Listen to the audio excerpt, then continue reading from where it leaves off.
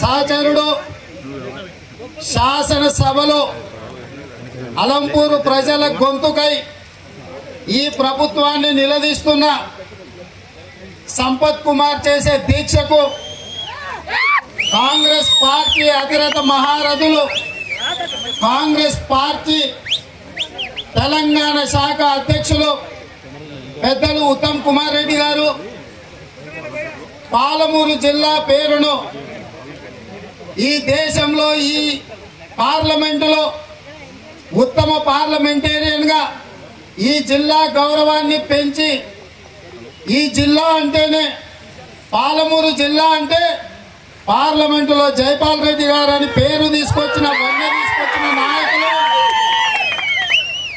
అదే విధంగా శాసనసభాపక్ష నాయకులు పెద్దలు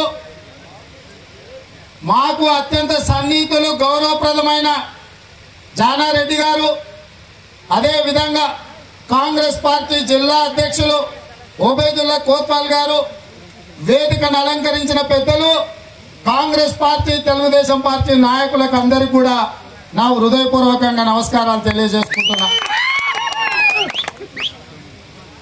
నిజంగా ఇది చాలా దురదృష్టకరమైన దినం. ఎందుకంటే 2003లో జూన్ 21 రోజు కల్వకుంట్ల చంద్రశేఖరరావు గారు అనబడే వ్యక్తి జోగులాంబ తల్లికి దండం పెట్టుకొని ఆర్డిఎస్ పనులను ఆంధ్ర వాళ్ళు నిర్లక్ష్యం చేసిండ్రు, కర్ణాటక వాళ్ళు మన హక్కులను తొక్కేస్తుండ్రు, తెలంగాణ రాష్ట్రం వస్తే ఖచ్చితంగా ఈ ప్రాంత రైతాంగ కన్నీటిని దూడుస్తా అని చెప్పి జోగులాంబ నుంచి పాదయాత్ర చేసి 4 రోజులు. ఆనాడు నిజంగా పాలమూరు బిడ్డలు, ప్రధానంగా అలంపూరు గద్వాల, ఈ నడిగడ్డ అని పిలువబడే ఈ గద్వాల అలంపూర్లో ఉండే గ్రామాల రైతాంగం అంతా ఖచ్చితంగా తెలంగాణ వస్తే ఈ నడిగడ్డ రైతుల కష్టాలు తీరుతాయని చెప్పి ఆనాడు కలలు కన్నారు. ఈ ప్రాంతంలో తెలంగాణ ప్రభావం లేకపోయినా, ఈ ప్రాంతంలో చంద్రశేఖరరావు గారిని గుర్తుపట్టకపోయినా ఆనాడు రైతులు వేలాదిగా తరలి వచ్చి ఎన్నో సంవత్సరాలుగా 1958లో పూర్తి కాబడిన, ఆ తర్వాత నిర్లక్ష్యానికి గురైన రాజోలి బండ డైవర్షన్ స్కీమ్ను ఖచ్చితంగా పూర్తి చేస్తారు ఈ ఉద్యమం ద్వారా అని చెప్పి ఆనాడు సంపూర్ణమైన మద్దతును పలకడం జరిగింది ఇక్కడ రైతాంగం. మరి ఆనాటి పోరాట పునాదుల మీదనే ఈరోజు తెలంగాణ రాష్ట్రం ఏర్పడడమే కాకుండా ఆ రాష్ట్రానికి కల్వకుంట్ల చంద్రశేఖరరావు గారు ముఖ్యమంత్రి అయినారు. వారు ముఖ్యమంత్రి ఎన్నికలకు వచ్చిన సందర్భంలో వలసపోతున్న పాలమూరు బిడ్డలు ముంబైకో దుబాయ్కో బొగ్గు బాయిల కార్మికులుగా చచ్చిపోతున్న రైతులు,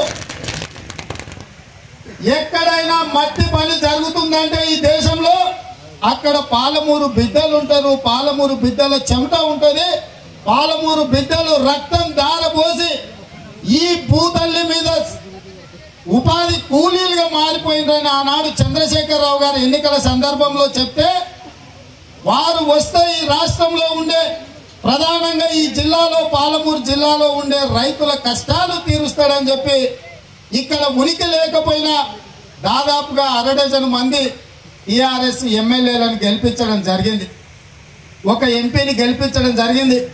సగం పాలమూరు జిల్లాలో టీఆర్ఎస్ను గెలిపించిందంటే పాలమూరు జిల్లాలో ఉన్న ప్రాజెక్టులను అన్నింటినీ కూడా పూర్తి చేస్తారు, వచ్చిన తెలంగాణ రాష్ట్రంలో ఈ ప్రాంత రైతాంగాన్ని ఆదుకుంటారని చెప్పి పాలమూరు బిడ్డలు పట్టం కట్టిండ్రు కల్వకుంట్ల చంద్రశేఖరరావుకు. కానీ ఆయన ఆనాడు ఏం చెప్పిండు, టీఆర్ఎస్ అధికారంలోకి వస్తే కూర్చేసుకొని ఇక్కడనే కూర్చొని ఆర్టీఎస్ పనులను పూర్తి చేస్తా అని చెప్పాడు. ఆనాడు ఇక్కడ ఉన్న రైతులు ఎవరైనా ఉంటే వాళ్ళందరూ కూడా ఈ సందర్భంగా గుర్తు చేస్తున్నా, తెలంగాణ రాష్ట్రం వస్తే టీఆర్ఎస్ అధికారంలోకి వస్తే కూర్చేసుకొని కూర్చొని ఆర్టీఎస్ను పూర్తి చేస్తా అన్న చంద్రశేఖరరావు గారు గజ్వెల్లో ఫామ్ హౌస్ లో మందేసుకొని పండుకుంటున్నాడు తప్ప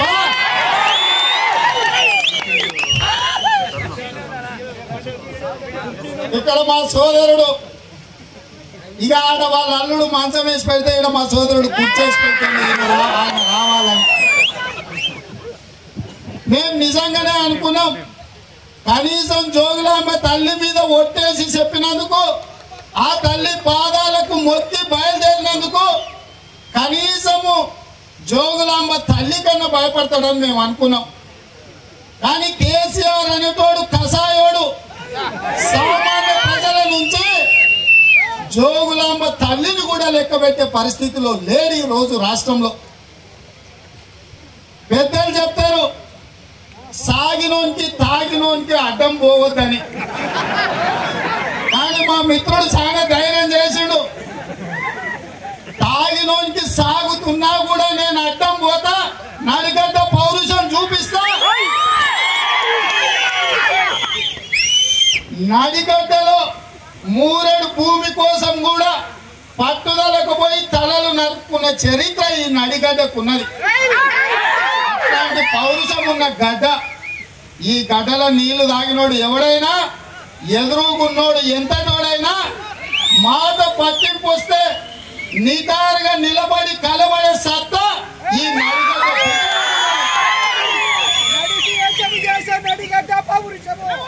ఇవాళ ఈ నడిగడ్డ బిడ్డలని నడి బజార్లో